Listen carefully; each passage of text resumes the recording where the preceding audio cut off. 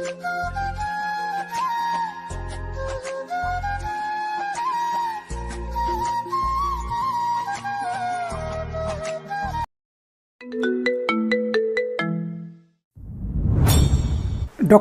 রাসেল কিছুক্ষণ হাঁ করে তাকিয়ে থাকে শামীমের দিকে, তারপর হাসাহাসি মুখ করে বলে ওঠে, এই শহরের মেয়র সামিন ইয়াসার আমাকে চিনতে পেরেছো?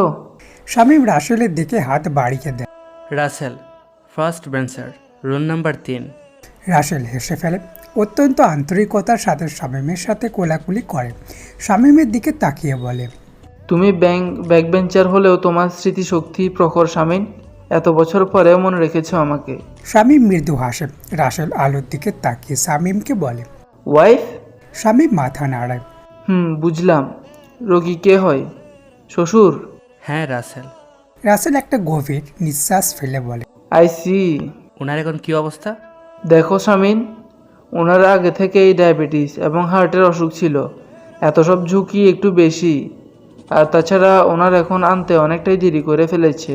এটা মাইন্ড স্ট্রোক, মস্তিষ্কের রক্তক্ষরণ হয়েছে। সার্জারি ছাড়া আর কোনো উপায় নেই।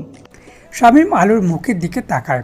আলোর বোকার মতো ডক্টর রাসেলের দিকে তাকিয়ে আছে। এগিয়ে এসে কাঁপা কাঁপা গলায় বলে, তাহলে করছেন না কেন অপারেশন? করুন। ভাবি, সার্জারি তো মুখের কথা নয়। আর তাছাড়া এদেশে হবে না। রাসেল শামীমের দিকে তাকায়। হবে, কিন্তু অনেক রিস্কি। অন্যদিকে বেশি দেরি করাও যাবে না। আমাদের কিছু একটা করতে হবে, যদি তোমরা রাজি থাকো। আপনি অপারেশন করুন প্লিজ। আলো হাত জোর করে বলে ওঠে, আপনাদের সৌভাগ্য নাকি জানি না, তবে আজকেই ডাক্তার আদনান রুহানি এসেছে।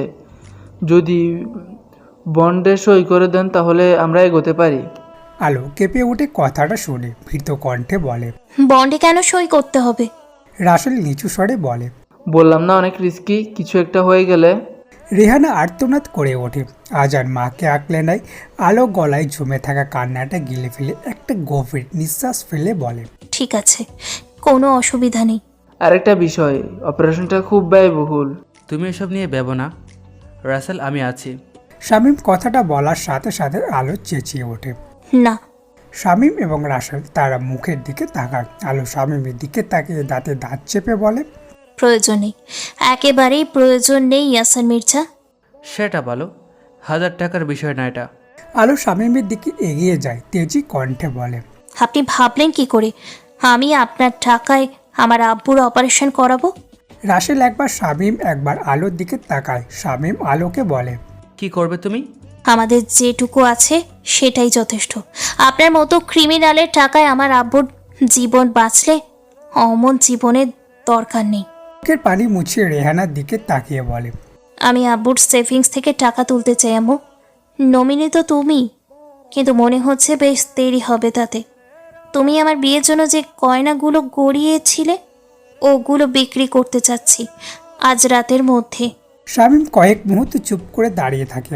আলোর হাত ধরে টানতে টানতে ওয়েটিং রুমের পেছনের দিকটাই নিয়ে যায়।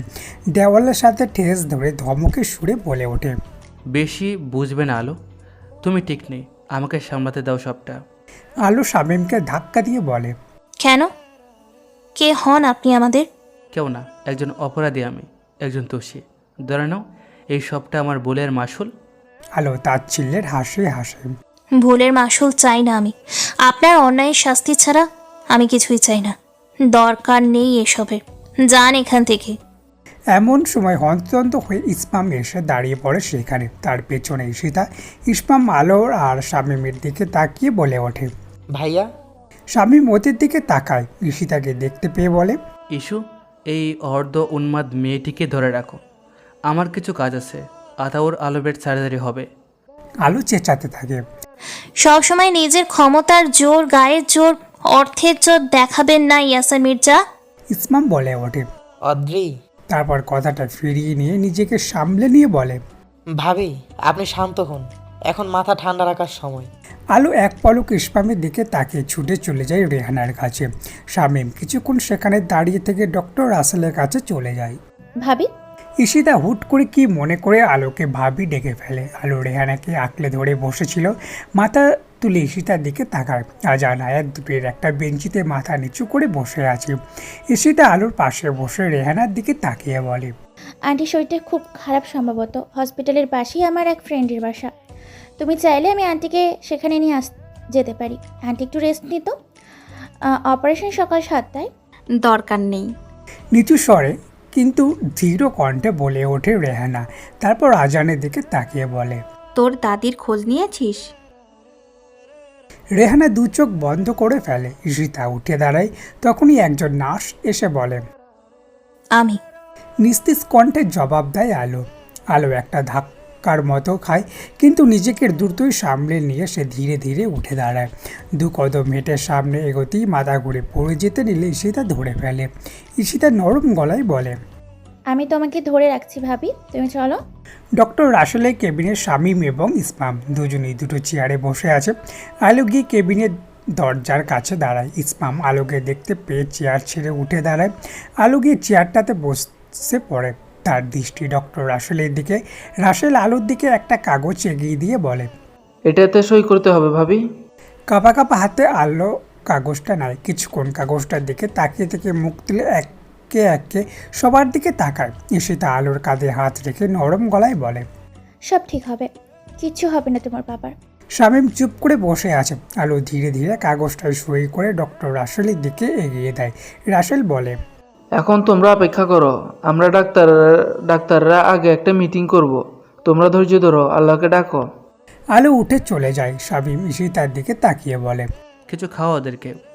কাজ হবে না ভাইয়া, সবাই কঠিন পাথরের মূর্তি, যার কারিগর তুমি নিজেই। শামীম বোনের দিকে তাকিয়ে থাকে। ঈশিতা উঠে আলোর পিছু পিছু চলে যায়। কোথায় যাচ্ছ? নরম গলায় বলে শামীম। আলো আজানের হাত ধরে দাঁড়িয়ে পড়ে। শামীম এসে আলোর সামনে দাঁড়ায়। আলোর চোখের দিকে তাকিয়ে বলে, রাত 3টার সময় কোথায় যাচ্ছ তুমি? আলো অন্যদিকে মুখ ঘুরিয়ে নিয়ে বলে, টাকা আনতে, আবুর অপারেশনের। শামীম আলোকে শক্ত করে ধরে নিজের দিকে টেনে নিয়ে রেগে গিয়ে বলে, বাড়াবাড়ি করছে কিন্তু আলো। আলো নিজেকে ছাড়িয়ে নেয় না শামীমের থেকে। চুপচাপ অন্যদিকে তাকিয়ে থাকে। আলোর নীরবতা শামীমকে আরও রাগিয়ে দেয়, কিন্তু মুহূর্তেই নিজেকে শান্ত করে। আলোকে ছেড়ে দিয়ে নরম গলায় বলে, ঠিক আছে, কিন্তু এই মুহূর্তে তুমি টাকা কোথায় পাবে? না ব্যাংক খোলা, না স্বর্ণের দোকান। কে দেবে তোমাকে এত টাকা? আর এই শহরে আমার জানার মধ্যে তোমার কোনো পরমাত্মীয় নেই যে এই মুহূর্তে তুমি চাইলে তোমাকে এতগুলো টাকা দিয়ে দেবে। আলো শামীমের দিকে তাকায়। শামীম বলে, আমি টাকার ব্যবস্থা করছি, তুমি বরং ধার হিসাবে নাও, পরে না হয় শোধ করে দিও। তোমার গয়নাগুলো আমাকে দিও। তবুও এত রাতে অযথা পরিশ্রম করো না আলো, তোমার মায়ের কাছে যাও। আমি আপনার কাছ থেকে ধারও নেব না। শামীম এবার প্রচণ্ড বিরক্ত হয়ে রেগে গিয়ে দেওয়ালের একটা ঘুষি মেরে দেয়। ঈশিতা এসে ভাইয়ের হাত ধরে। ইসমাম এসে দাঁড়ায়। ঈশিতা আলোকে এক পলক দেখে কিছু কঠিন কথা বলতে যাবে, অমনি ইসমাম চোখ দিয়ে ইশারা করে তাকে কিছু বলে নিষেধ করে। নিজেকে সামলে নিয়ে ঈশিতা আলোকে বলে, ঠিক আছে ভাবি, ভাইয়ার থেকে নিতে হবে না, তুমি আমার থেকে ধার নাও। তোমার গয়নাগুলো আমাকে দিও প্লিজ। আলো ঈশিতার দিকে তাকিয়ে থাকে। ঈশিতা এসে আলোর গালে একটা হাত রেখে বলে, আপু বলো তো তুমি আমায়, তাই না? তাহলে আমার এই কথাটা ফেলো না প্লিজ। প্লিজ ভাবি, প্লিজ। আলো আলো কিছুক্ষণ চুপ করে দাঁড়িয়ে থেকে নিজের গাল থেকে ঈশিতার হাতটা ছাড়িয়ে দিয়ে ধীর পায়ে হেঁটে রেহানার কাছে চলে যায়। অপেক্ষার প্রহর গুনতে গুনতে সকাল 6টা বেজে গিয়েছে। আর 1 ঘন্টার পরে অপারেশন। এর মাঝে কেউ কিছু মুখে দেয়নি। ডক্টর আদনান রোহানি এবং রাসেল ছাড়াও আরও 2জন ডক্টর অপারেশন রুমে ঢুকে প্রস্তুতি নিচ্ছে সব কিছুর। রেহানার বিধ্বস্ত মুখটা নিয়ে বসে আছে স্বামীর কেবিনের সামনে। আলো এসে মাকে একটু পানি খাইয়ে দেয়। আজান ভোর 4টের দিকে একবার বাড়িতে গিয়েছিল। সে এইমাত্র এসে মায়ের পাশে বসে পড়ে। আয়াত বাইরের থেকে কিছু শুকনো খাবার কিনে এনে আলোর পাশে বসে। শামীম ধীর পায়ে হেঁটে তাদের সামনে এসে দাঁড়ায়। আলো শামীমকে দেখে উঠে চলে যায়। আজান আয়াত বোনের পিছু পিছু চলে যায়। রেহানা বসে আছে। শামীম রেহানার পাশে বসে। কিছুক্ষণ দুজনই চুপচাপ। শামীম রেহানার দিকে এক পলক তাকিয়ে তার হাত দুটো মুঠো করে ধরে। রেহানা শামীমের দিকে তাকায়। শামীম নরম গলায় বলতে থাকে, আন্টি, এই পৃথিবীতে আমি সব থেকে বেশি অন্যায় আপনার সাথে করেছি। একজন স্ত্রী এবং একজন মা হয়ে আপনি দ্বিগুণ ভুগেছেন। আমি নিজের দোষ স্বীকার করে নিলাম আন্টি। আমি লজ্জিত, অনুতপ্ত। আপনি আমাকে পারলে শামীমকে আর কিছু বলতে না দিয়ে রেহানা নিজের হাত ছাড়িয়ে নিয়ে অন্যদিকে তাকিয়ে থাকে। নিজের মায়ের বয়সী এই মহিলার চোখে শামীম তার প্রতি তীব্র ঘৃণা দেখতে পায় আর কথা বলার সাহস পায় না। কয়েক মুহূর্ত বসে থেকে সে উঠে চলে যায়।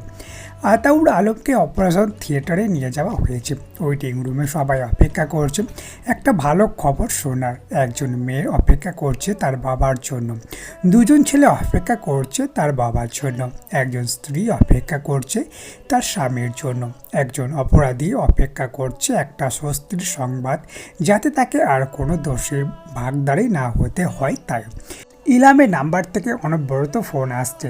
স্বামী ফোনটা রিসিভ করতে চায়নি, পরে রিসিভ করে কানে ধরতেই ওপাশ থেকে ইলহাম বলে, ভাইয়া আজকের অনুষ্ঠানের কি হবে কিছু বলছো না যে?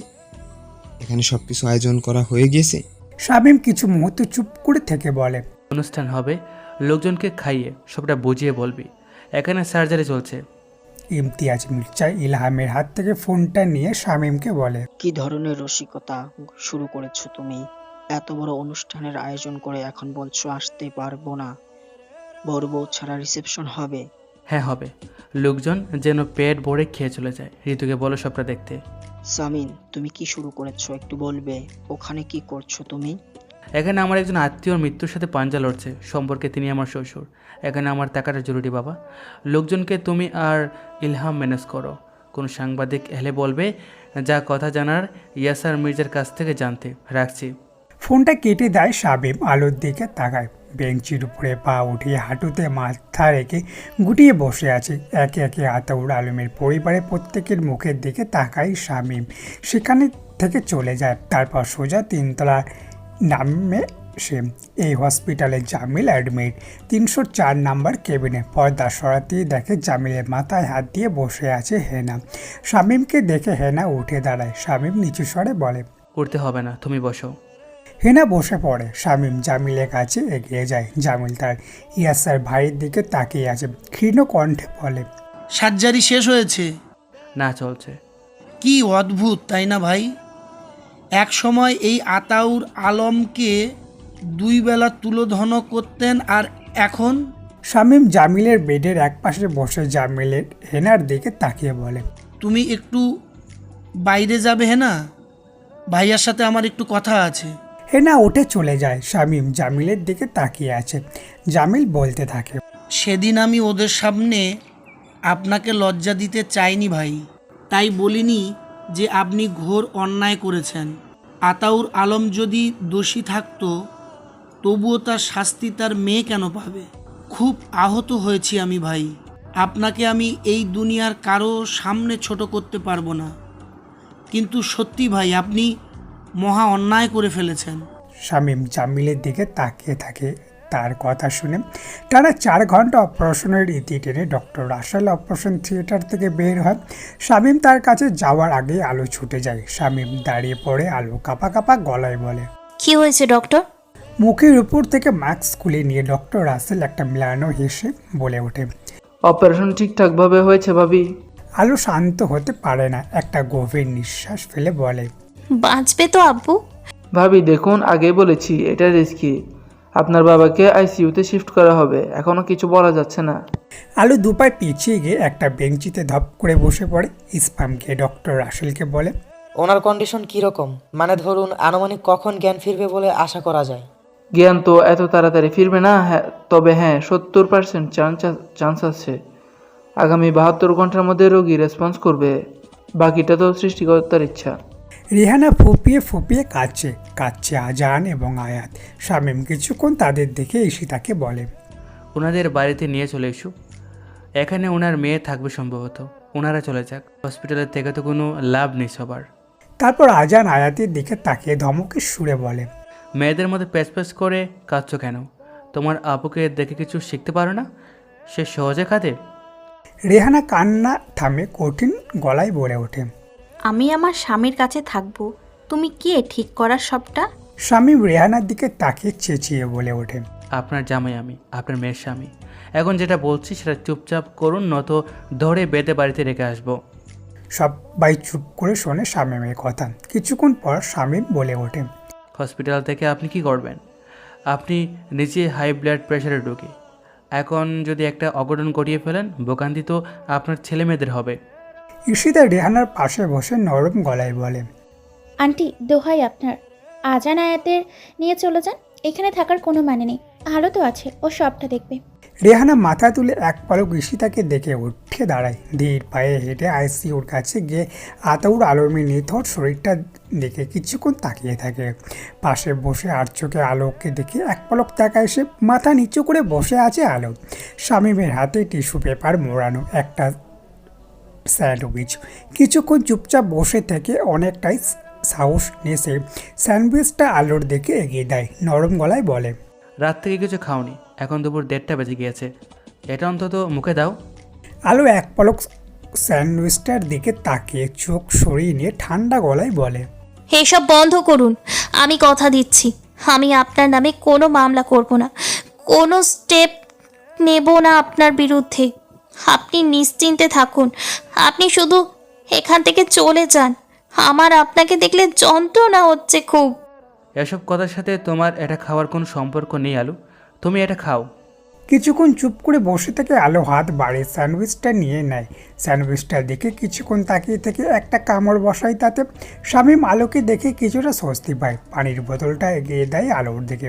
আলো নিস্তেজ কণ্ঠে বলে ওঠে, কি কপাল আমার, যে লোকটার জন্য আব্বু আজ মরতে বসেছে আমি তার হাতে খাবার খাচ্ছি। কয়েক মুহূর্ত নীরব থেকে শামীম বলে ওঠে, শুধু খাবার না, তার কিনে দেওয়া শাড়ি তোমার গায়ে, তার কেনা গয়না পরে আছো, তার মায়ের হাতের বালা তোমার হাতে, তার নামের সাথে তোমার নাম জড়ে গেছে আদ্রিতা আলো। অভিভাবক স্বামীর নাম সামিন ইয়াসার মির্জা। শামীমের এমন উত্তরে আলোর ম্লানো হাসে। সেই হাসিতে শামীমের প্রতি ছিল বিদ্রুপ। শামীম হঠাৎ করে একটা হাত ধরে ফেলে আলোর। আলো হাত সরিয়ে নেয় না। শামীম আলতো করে সেই হাতটাকে নিজের দুহাতে আঁকড়ে নিয়ে নরম গলায় বলে, একটা মাস নষ্ট করে দিয়েছি তোমার জীবনে, আমাকে আরও একটা মাস সময় দাও, সবটা না পারি কিছুটা হলেও ঠিক করে দেবো আমি। আলো নিজের হাত ছাড়িয়ে নেয় না। শামীমের চোখের দিকে কিছুক্ষণ তাকিয়ে থেকে বলে, আপনি আমার জীবন থেকে গোটা জীবনটাই নিয়ে নিন ইয়াসার মির্জা, তবুও আপনার প্রতি আমার অনুভূতি বদলাবে না, কিংবা এই সম্পর্কে শ্রদ্ধা আমি করব না। আপনাকে আমি সহস্র বছর সময় দিলাম, আপনাকে স্বামীর অধিকার খাটানোর অনুমতি দিলাম, আমি নিজেকে সমর্পণ করলাম, কিন্তু আপনি আমাকে পাবেন না, এই ভেতরের আমিটাকে পাবেন না আপনি। আমি আপনাকে ঘৃণা করি। কথাটা বলে আলো চোখ বন্ধ করে নেয়। 2 ফোঁটা তরল গড়িয়ে পড়ে তার দু চোখ থেকে। শামীম আলোর হাত ছেড়ে দিয়ে আলোর দিকে তাকিয়ে থাকে। অতিথিরা এসে সবাই হতভম্ব হয়ে গিয়েছে। ইতিহাসে এই প্রথম কোনো বিয়ের রিসেপশন হচ্ছে যেখানে বর বউ নেই। সাংবাদিকরা এসে বিভিন্ন প্রশ্ন করছে। ইলহাম এবং ইমতিয়াজ মির্জা সবাইকে সবটা বুঝিয়ে বললে কোনোভাবে ম্যানেজ করে নিয়েছে বিষয়টা। অনুষ্ঠানে জুইকে দেখে ইলহাম কিছুটা বিরক্ত হয়ে তার দিকে এগিয়ে যায়। এদিকে ওদিকে তাকিয়ে গিয়ে ধমকের সুরে বলে, তুমি এখানে এসেছো কেন? পাগল হয়ে গেছো নাকি তুমি? জুই চাপা স্বরে চেঁচিয়ে বলে ওঠে, ফোন ধরছিলে না কেন আমার? জবাব দাও, বউ কি আসলে বেঁধে নিয়েছে নাকি? ইলহাম প্রচণ্ড রেগে গেলেও নিজেকে শান্ত করে বলে, দেখো জুই, তুমি এভাবে হুট করে চলে আসলে সমস্যাটা তো আমার হবে, তাই না? এটা কি তুমি চাও? আমার ফোন লাগাতার কেটে দেওয়ার আগে এটা মাথায় রাখা উচিত ছিল। আচ্ছা ঠিক আছে, আর আটকাবো না, এবার তুমি যাও। ঘর ভর্তি অতিথি, বাড়িতে বাবা আছে, সমস্যা হবে আমার, প্লিজ যাও। ঠিক আছে, আগে কিছু টাকা দাও, আমি শপিংয়ে যাব। ইলহাম জুইয়ের দিকে কয়েক মুহূর্ত তাকিয়ে থাকে, তার পকেট থেকে ওয়ালেট বের করে জুইয়ের হাতে একটা কার্ড দেয়। জুই আহ্লাদি গলায় বলে, বলো, কাল দেখা করবে সকালে? বলো। কাল হবে না জুই, ইহানের মাকে নিয়ে ডাক্তারের কাছে যাব। জুই কপাল কুঁচকে বলে, কি হয়েছে ওর? পেট বাঁধিয়েছে নাকি আবার?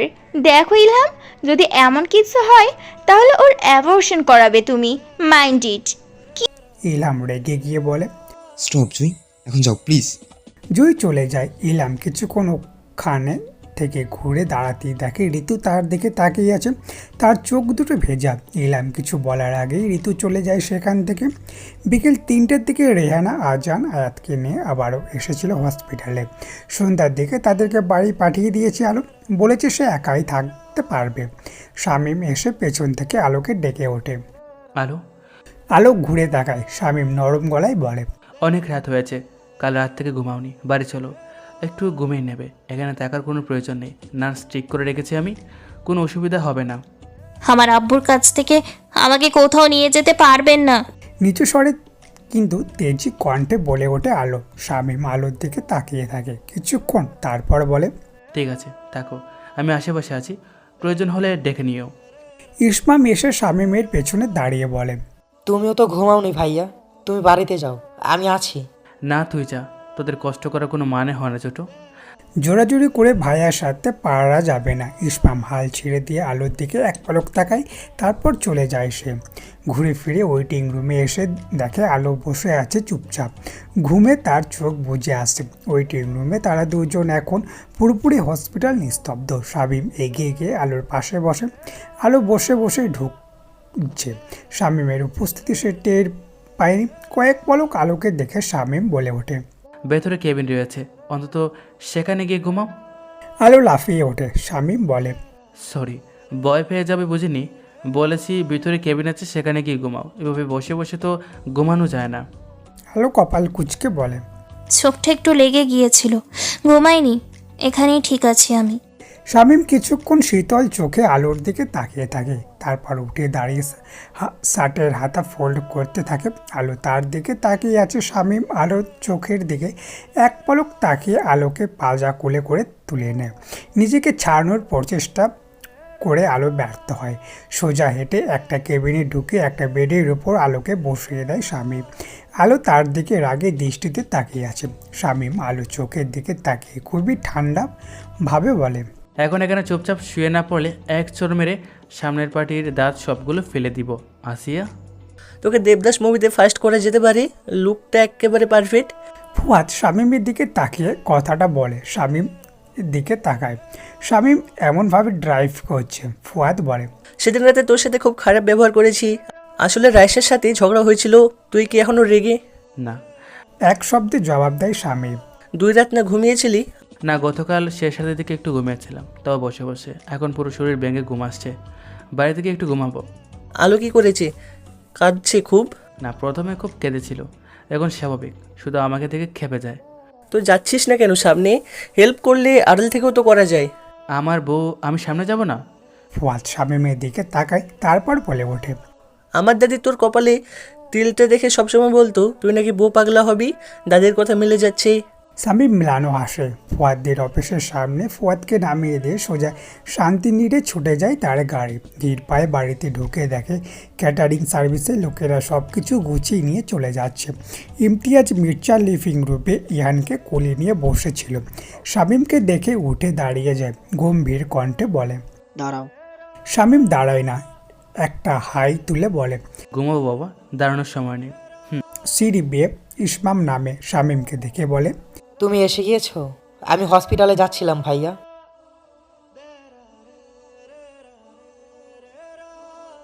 ইমতিয়াজ মির্জা বলে ওঠে, এতগুলো টাকা দিয়ে তুমি আতাউর আলমের অপারেশন করিয়েছ তুমি? কেন বাবা, এর থেকে বেশি টাকা আমি প্রত্যেক মাসে এতিমখানাগুলোতে দিই। তোমার কি কোনো অসুবিধা হয়েছে? লোকটা আতাউর আলম বলে। না, সেসব পুরনো কথা, আর জের ধরে আমি কিছু বলছি না। আমি ভুলের মাসুল গুনেছি বাবা। ঠান্ডা গলায় বলে শামীম। ইমতিয়াজ মির্জা বিদ্রুপ করে বলে ওঠে, তোমার মেজ ভাই ভুল করে এক মেয়ের ওড়না ধরে টান দিল, সেখানে মাসুল গুনলে। এখন তুমি ভুল করে এক মেয়ের তুলে এনে বিয়ে করে তাও মাসুল গুনছো, আর তোমার এই ছোট ভাই ভুল করে কি করবে জানতে পারি? কথাটা বলে ইমতিয়াজ মির্জা ইসমামের দিকে তাকায়। ইসমাম কিছু না বলে বেরিয়ে যায় বাড়ি থেকে।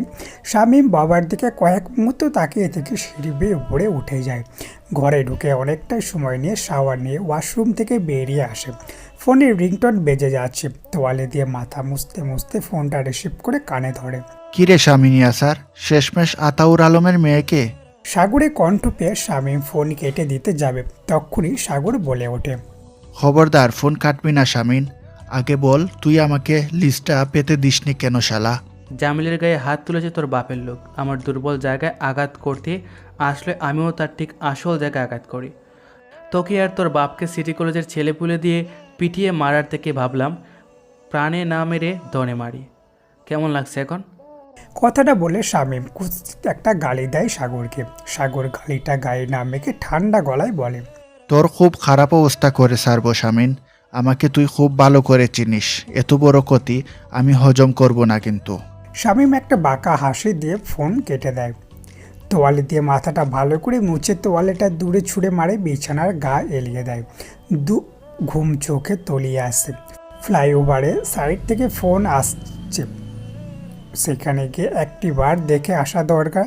বিছানায় টান টান হয়ে শুয়ে চোখ বুজে থাকে কিছুক্ষণ, তারপর ফোনটা আবার হাতে নিয়ে তৌফিককে ফোন দেয়। তৌফিক না ফোনটা রিসিভ করতেই শামীম বলে ওঠে, তোর বাবা কি করছে? ভাবিদার মাকে খাইয়ে দিচ্ছে ভাই। আর সে কে আছে? তা জানি না, গিয়ে জিজ্ঞেস করে আসবো। জিজ্ঞেস করতে গেলে ছড় খাবি, যাস না। ইসমাম যাচ্ছে হসপিটালে, কোনো সমস্যা হলে আমাকে ফোন করবি। আমি এখন ঘুমাবো, বিকালে আসছি। জি আচ্ছা ভাই। শামীম ফোন কেটে দিয়ে চোখ বন্ধ করে ফেলে। কিছু সময় যেতেই ঘুমিয়ে যায় সে। অদ্রিতা? ইসমামের কণ্ঠ পেয়ে মাথা তুলে তাকায় আলো। ইসমাম আলোর পাশে কিছুটা দূরত্ব নিয়ে বসে। আলো স্বাভাবিক গলায় বলে, এলে কেন? ভাই স্পাই হিসেবে পাঠিয়েছে বুঝি? আমি পুলিশ ডাকলাম কিনা, মুখ খুললাম কিনা, এইসব দেখতে পাঠিয়েছে তোমাকে? না, তোমার খেয়াল রাখতে পাঠিয়েছে। আলো চুপ করে থাকে। ইসমাম বলে, ভাইয়া প্রচণ্ড অনুতপ্ত। তো সে অনুতপ্ত, তাই তার বুকে ঝাঁপ দেব? ভুলে যাব সেই বিভীষিকাময় রাতটা? ইসমাম চুপ করে আলোকে দেখছে। সেই রাতটা তো তার জীবনেও সব থেকে বিভৎসকময় রাত। খুবই ক্লান্ত দেখাচ্ছে আলোকে। নরম গলায় ইসমাম বলে, বিকেলে বাড়িতে চলে যেও প্লিজ। এখানে নার্সরা সবটা দেখবে। তোমার এমন ভোগান্তি আমাদের কারো কাম্য নয়। ভোগান্তি তোমাদের কাছে। ওই মানুষটা আমার আব্বু। আমার কোনো কষ্ট হচ্ছে না। ভাইয়ের হনুমানগিরি করা শেষ হলে তুমি এখান থেকে যাও, প্লিজ যাও। তুমি যাবে না? না। শামীমের মুখের উপরে বলে দেয় আলো। শামীম রাগটা নিয়ন্ত্রণ করে বলে, দুজন নার্স ঠিক করা, সেখানে থাকার প্রয়োজন নেই। সেখানে নিজেকে কষ্ট দিচ্ছ কেন? হসপিটালে কি একটা থাকার জায়গা? এখানে কেউ শখ করে দেখে? আলো অন্যদিকে মুখ ঘুরে দাঁড়িয়ে থাকে। শামীম একটা নিঃশ্বাস নিয়ে নরম গলায় বলে, দেখো তোমার বাবা ঠিক আছে, রেসপন্স করছে উনি। সম্ভবত খুব শীঘ্রই জ্ঞান ফিরবে তার। তুমি বাড়িতে চলো, প্রতিদিন এসে সকাল সন্ধ্যা দেখবে। এভাবে একটানা হসপিটালে পড়ে থাকলে তুমি নিজে অসুস্থ হয়ে পড়বে। আলো, কোনো সুস্থ স্বাভাবিক মানুষ থাকতে পারে এতদিন এভাবে? ঘুম নেই, গোসল নেই, খাবার খাচ্ছ না ঠিকভাবে। আলোকে চুপ থাকতে দেখে শামীম আলোর হাত ধরে খুবই নিচু স্বরে বলে, মাত্র 1 মাস নিয়েছি তোমার থেকে, আজ সেই 1 মাসের প্রথম দিন, চলো বাড়িতে। আলোকে কিছু বলতে না দিয়ে শামীম আলোর হাত ধরে বের করে নিয়ে আসে হসপিটাল থেকে। আলো নিশ্চুপ হয়ে থাকে। রাত তখন 10:30। আলোকে গাড়িতে বসেই নিজে ড্রাইভিং সিটে বসে গাড়ি স্টার্ট করে এক পলক আলোক দিকে তাকিয়ে বলে, সিট বেল্টটা বাঁধো প্লিজ। আলো রোবটের মতো শামীমের বলার সাথে সাথে সিট বেল্ট বেঁধে নেয়। পুরো রাস্তা দুজনেই চুপচাপ। শান্তিনীরে গেট থেকে গাড়ি ঢুকে গাড়ি থামিয়ে শামীম নেমে দরজা খুলে আলোকে নামতে বলে। আলো নেমে পড়ে। লিভিং রুমে ঈশিতা এবং পরি বসা ছিল। আজ বিকেলে পরি এসেছে। আলো আর শামীমকে দেখে দুজনেই উঠে দাঁড়ায়। ঈশিতা নরম গলায় বলে, তুমি ঠিক আছো ভাবি? আলো মাথা নাড়িয়ে সিঁড়ি বেয়ে পড়ে উঠতে থাকে। শামীম আলোর পিছু পিছু যায়।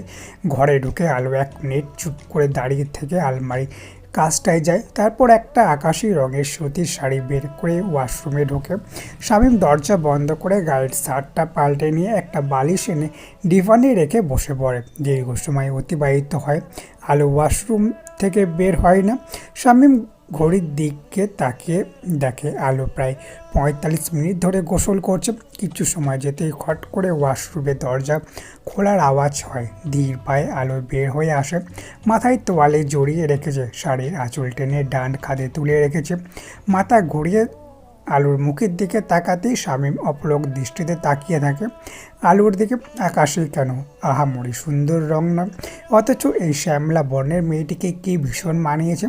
শামীম খেয়াল করেছে শামীমের হাতে অপছন্দের সব রং। এই মেয়েটির গায়ে জড়ালেই শামীমের চোখ সুন্দর হয়ে ওঠে রংটা। হঠাৎ করে আলো একটা হ্যাঁচি দিতেই শামীমের ঘোরে কেটে যায়। আলো বিছানায় বসে মাথা থেকে তোয়ালে টেনে সরিয়ে দেয়। ভেজা চুলগুলো পিঠে ছড়িয়ে পড়ে। কিছুক্ষণ তাকিয়ে থেকে শামীম চোখ সরিয়ে নেয়। আলো নিজের গায়ে একটা চাদর টেনে নিয়ে ওইদিকে ফিরে শুয়ে পড়ে। শামীম মাথা ঘুরিয়ে আবারও আলোর দিকে তাকায়। একবার ভাবলো আলোকে বলবে মাথাটা ভালো করে মুছে নিতে, কিন্তু সে সাহস পেল না। তর্কাতর্কি শুরু হয়ে যাবে তাহলে। আলো শেষ পর্যায়ে বলবে, আমি আপনাকে ঘৃণা করি ইয়াসার বিচ্ছা। এত রাতে সেই বাক্যটা শুনতে ইচ্ছে করছে না শামীমের। প্রচণ্ড শব্দে বলে আর্তনাদ করে ইসমাম পেটে হাত চেপে ধরে। 3টা বই হাতে পড়ি পিছনের দিকে তাকাতেই ছুটে আসছিল। যে গতিতে নিয়ে পড়ি চলছিল তাতে ধাক্কা লেগে হাতের বইগুলো ইসমামের পেটে লাগে। পেটে হাত দিয়ে ইসমাম 3 পা পিছিয়ে যায়। মনে হচ্ছে রাতের খাবার সবটা এখনই বেরিয়ে যাবে। নিজেকে ধাতস্থ করে ইসমাম চেঁচিয়ে বলে ওঠে, চোখ কোথায় নিয়ে ছোট, আর এভাবে ছুটছিলে কেন? অদ্ভুত। যে ভয়ে পড়ি ছুটছিল ইসমামের ধমকে, সেই ভয়ের কথা পড়ি ভুলে গিয়েছে। এখন তার ভয় একটাই, আগামী 5 মিনিট এই লোকটার থেকে কঠিন কঠিন কিছু কথা শুনতে হবে। ইসমাম তার দিকে চোখ রাঙিয়ে তাকিয়ে আছে। পড়ি একটা ঢোক গিলে ফেলে। ইসমাম গম্ভীর কণ্ঠে বলে, সারতারা করছিল নাকি তোমায়? অদ্ভুত মেয়ে। আসলে ভয় পেয়েছিলাম, তাই ছুটেছিলাম। আমতা আমতা করে জবাব দেয় পড়ি। ভয় পেয়েছিলে মানে? কিসের ভয়? ভূতের। পরীর মুখের ভূতের কথা শুনে ইসমাম প্রচণ্ড বিরক্ত হয়ে যায়। চাপা স্বরে চেঁচিয়ে বলে, ডিসগাস্টিং। তুমি একটা মেডিকেল স্টুডেন্ট হয়ে এসব কথা বলছো? পরী নিচু স্বরে বলে, লাইব্রেরির পাশের ঘর থেকে কেমন যেন শব্দ আসছিল। শব্দ আসতেই পারে, তাই বলে ভূত ভেবে নিলে? পরী একটা ঢোক গিলে বলে, ওই ঘরে কে থাকতো জানেন? কে? ইসমাম ধমকে সুরে বলে, আপনার 2 নাম্বার চাচি। 2 নাম্বার চাচি মানে? ইস্তিয়াক মির্জার দ্বিতীয় স্ত্রী মারুফা, যাকে আপনার চাচা তুলে এনে বিয়ে করেছিল। অনেক অত্যাচার করতো তাকে, এক পর্যায়ে সে বিষ খেয়ে মরে গিয়েছিল। এসব আমার জন্মের আগের কাহিনী। তো এতদিনে তো মারুফা চাচির ভূতও মরে ভূত হয়ে গিয়েছে, সেসব কথা এখন বলছো কেন? কোন ধরনের ফাজলামি এগুলো? ইসমামে পরীর দিকে রাগে দৃষ্টিতে তাকিয়ে আছে। পরী বলতে থাকে, সত্যি বলছি, কেমন শব্দ আসছিল। ইসমাম দাঁতে দাঁত চেপে বলে, চলো আমার সাথে। যদি ভূত না বের করতে পেরেছো তাহলে ওই ঘরে বন্ধ করে দিয়ে আসবো তোমাকে। না, যাব না। চলো। পরী মুখটা একটুখানি করে ইসমামের পিছু পিছু যায়। ঘরের দরজা খোলা ছিল। ইসমাম পরীর দিকে তাকিয়ে বলে, তুমি এখানে দাঁড়াও, আমি ভূত নিয়ে বাহিরে আসছি, নড়বে না এখান থেকে। ভেতরে ঢোকে লাইটের সুইচ টিপে দিতেই বিছানার উপর এসে তার বিড়ালটাকে লেজ নাড়াতে দেখে যায়। ইসমাম এগিয়ে গিয়ে বিড়ালটাকে কোলে তুলে বেরিয়ে আসে। পরীর সামনে দাঁড়িয়ে গম্ভীর কণ্ঠে বলে, এই যে তোমার ভূত, স্টুপিড মেয়ে। তখন ঈশিতা এসে দাঁড়িয়ে ওদের দিকে তাকিয়ে বলে। ইসমাম ঈশিতার দিকে তাকিয়ে গম্ভীর কণ্ঠে বলে, যেমন স্টুপিড তোর এই বিড়ালটা, তেমন স্টুপিড তোর এই সখী। দুটোকে আমার সামনে থেকে নিয়ে বিদায় হও। ঋতুর শরীরটা সকাল থেকেই খুব খারাপ। বেশ কয়েকবার বমি হয়েছে। এখন বিছানায় ওইদিকে ফিরে শুয়ে আছে। ইলহাম কিছুক্ষণ ঋতুর দিকে তাকিয়ে থেকে বলে, ডাক্তারের কাছে চলো, নাকি ডাক্তার বাড়িতেই রাখবো? ঋতু ঘুরে ইলহামের দিকে তাকিয়ে বলে, প্রয়োজন নেই, আমি ঠিক আছি, আপনি অফিসে যান। ইলহাম বিছানার এক পাশে বসে পড়ে। কিছুক্ষণ পর বলে ওঠে, এই মাসে পিরিয়ড হয়েছিল তোমার? ঋতু কিছুক্ষণ নিজের স্বামীর দিকে তাকিয়ে থেকে মাথা নাড়ায়। ইলহাম বলে, চলো টেস্ট করাবে, রেডি হও। কেন? অ্যাবর্শন করানো খুবই তারা বুঝি। কাপা কাপা গলায় বলে ওঠে ঋতু। ইলহাম কিছুক্ষণ ঋতুর মুখের দিকে তাকিয়ে থাকে। হঠাৎ করে খুব খারাপ লাগছে ঋতুর কথাটা শুনে। আগে হলে অনেক বকাছকা করে দিত মুখের উপর বাজে কথা বলার অপরাধে। আজ পারছে না। ঋতু অসুস্থ শরীর নিয়ে উঠে বসে। নিচু স্বরে বলে, ইহানকে জন্ম দিয়ে আপনার ভালোবাসা পাইনি। দ্বিতীয় বাচ্চা পৃথিবীতে এলেই আপনি হঠাৎ আমায় ভালোবাসবেন এমনটা আমি ভাবি না। আমি নিয়মিত ঔষধ খাই, কোনো বাচ্চা আসেনি পেটে। প্রতি মাসেই পিরিয়ড হতে একটু দেরি হয় আমার। ইলহাম উঠে দাঁড়ায়। পেছন থেকে ঋতু বলে ওঠে, ওই মেয়েটার মধ্যে কি এমন ছিল যেটা আপনার স্ত্রীর মধ্যে আপনি পাননি? আমাকে 1 বছর পরে বাড়ি থেকে বের করে দেওয়ার আগে এই প্রশ্নের উত্তরটা কি একটু দেবেন? ইলহাম কয়েক মুহূর্ত চুপ করে দাঁড়িয়ে থেকে সেখান থেকে চলে যায়। তুমি রেডি হয়ে নিচে আসো, আমি অপেক্ষা করছি, তোমাকে হসপিটালে পৌঁছে দেবো। শামীমের কথা শুনে আলো কপাল কুঁচকে ফেলে। গম্ভীর কণ্ঠে বলে, প্রয়োজন নেই, আমি রিক্সা নিয়ে চলে যাব। রিক্সা ভাড়া আছে তোমার কাছে? আমার ধারণা নেই রিক্সাওয়ালা তোমার চেহারা দেখে তোমাকে রিক্সায় ওঠাবে না। অতটাও সুন্দরী নও তুমি। শামীম কথাটি বলে অন্যদিকে মুখ ঘুরে ঠোঁট টিপে হাসে। আলো শামীমের দিকে তাকিয়ে থাকে, তার চোখ মুখ ফ্যাকাশে। শামীম আলোর দিকে তাকিয়ে বলে, নিচে অপেক্ষা করছি, তাড়াতাড়ি এসো যদি হসপিটালে যেতে চাও তো। শামীম চলে যায়। আলো মলিন মুখে খোলা চুলগুলো খোপা বেঁধে নিয়ে ডান কাঁধের শাড়ির আঁচল উঠিয়ে নিয়ে ঘর থেকে বের হয়। করিডোরের সিঁড়ির কাছে ইহান বল নিয়ে খেলছে। এ মাথা থেকে ও মাথা ছুটাছুটি করছে। আলো বের হতে ইহানের বলটা এসে তার গায়ে লাগে। আলো গম্ভীর কণ্ঠে বলে, এখানে এভাবে বাদরামি করছো কেন ছেলে? সিঁড়ি থেকে পড়তে চাও? ইহান আলোকে দেখে চোখ মুখ কুচকে সিঁড়ি বেয়ে নামতে থাকে। আলো তার পিছু পিছু নামছে। ইহান আলোকে দেখিয়ে দেখিয়ে ইচ্ছে করে লাফিয়ে লাফিয়ে নামছে। পেছন থেকে আলো গম্ভীর কণ্ঠে বলে, ঠিকভাবে হাঁটো, পড়ে যাবে। ইহান বেশি করে লাফাতে থাকে। হুট করে পা পিছলে দু পায়ে নিচে পড়ে যেতেই আলোর দ্রুত পায়ে সিঁড়ি ভেঙে নেমে ইহানকে ধরতে গেলে সেও পা পিছলে পড়ে যায়। বিকট একটা শব্দ হয়। ঘটনার আকস্মিকতা। শামীম উঠে দাঁড়িয়ে যায়। ইহা নিজের জায়গায় দাঁড়িয়ে চোখ বড় বড় করে আলোকে দেখছে। আলো হাত দিয়ে নিজের পা চেপে ধরে চাপা স্বরে বেঁকিয়ে যাচ্ছে। যন্ত্রণায় তার পুরো মুখমণ্ডল নীল রং ধারণ করেছে। লিভিং রুমে থাকা সবাই ছুটে আসে। শামীম এসে নিচু হয়ে ঝুঁকে বসে, উৎকণ্ঠা নিয়ে বলে। আলো কোনো উত্তর দিতে পারে না। উত্তর দেওয়ার মতো পরিস্থিতি সে নেই। যন্ত্রণায় তীব্রতা বাড়ছে। ইসমাম দাঁড়িয়ে আছে, শামীমের দিকে তাকিয়ে বলে, সম্ভবত পায়ে ভাইয়া। শামীম আলোর পায়ে হাত দিলে সে উচ্চ শব্দে আর্তনাদ করে ওঠে। পেছন থেকে ফুলির মা বলে, ভেঙে গেছে নাকি ভাইজান? শামীম ইসমামের দিকে গাড়ির চাবি এগিয়ে দিয়ে বলে, গাড়ি স্টার্ট করো শীঘ্রই। তারপর আলোর দিকে তাকিয়ে বলে, উঠতে পারবে নাকি আমি উঠাবো? আলো দু চোখ বন্ধ করে নিশ্চুপ হয়ে কেঁদে যাচ্ছে। তার কাছে মনে হচ্ছে পায়ের কোনো হাড় ভেঙে গিয়েছে। শামীম আলোর দিকে এক পলক তাকিয়ে তাকে পাজা কোলে করে তুলে নেয়। ইসমাম গিয়ে গাড়ি স্টার্ট দেয়। পোনা চাচা পেছনের সিটের দরজা খুলে দেয়। শামীম আলোকে বসেই নিজেও বসে পড়ছে নিচে দাঁড়িয়ে। ফুলির মা দাঁত বের করে সীতারাকে বলে, মানুষ একটা আমাদের বড় ভাইজান কথায় কথায় ভাবিয়ে কোলে উঠায়। এত মহব্বত আজকালকার পুরুষের মধ্যে থাকে? এই বেটি যদি একটু বুঝতো, ভাইজান রে পাত্তাই দিতে চায় না। যদি এই বংশের পূর্বপুরুষদের হাতে পড়তো তাহলে বুঝতো কত ধানে কত চাল। স্বামীর হাতে মার খেতে খেতে জীবন শেষ হয়ে যেত। অদ্রিতা। ইসমাম দরজার কাছে কয়েক মুহূর্ত দাঁড়িয়ে থেকে ভেতরে ঢোকে। আলোর বেডের পাশে নির্দিষ্ট দূরত্ব বজায় রেখে একটা চেয়ার টেনে বসে। আলো ডান পায়ের গোড়ালিতে প্লাস্টার করে দিয়েছে ডক্টর। খুব বেশি মারাত্মক না হলেও বেশি কিছুদিন ভোগাবে আলোকে। ইসমাম নিচু স্বরে বলে, হাঁটো কিভাবে তুমি? সিঁড়ি থেকে যখন পড়েছিলে মনে হচ্ছিল একটা পিং পিং বল গড়িয়ে পড়ছে। আলো কোনো উত্তর না দিয়ে ইসমামের দিকে তাকিয়ে থাকে। ইসমাম ম্লানও হেসে বলে, ভাইয়া তোমার খুব কেয়ার করে। অবশ্য ভাইয়া এমনই, তাদের সবার খুব কেয়ার করে। আমি আর ইস্যু যখন জন্মাই তখন থেকেই মায়ের শরীরটা হঠাৎ খুব খারাপ হতে শুরু করে।